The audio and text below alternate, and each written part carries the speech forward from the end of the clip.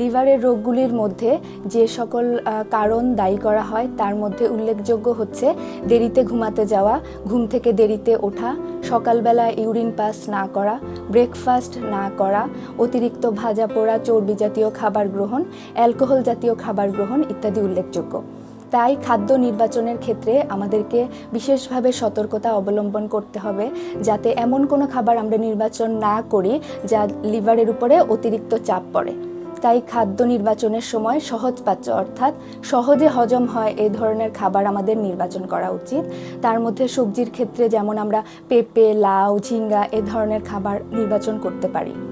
অনেকেরই ধারণা লিভার ডিজিজের ক্ষেত্রে প্রোটিন রেস্ট্রিকশনের প্রয়োজন, কিন্তু আসলে সব ক্ষেত্রে এই ধারণাটি ঠিক নয়।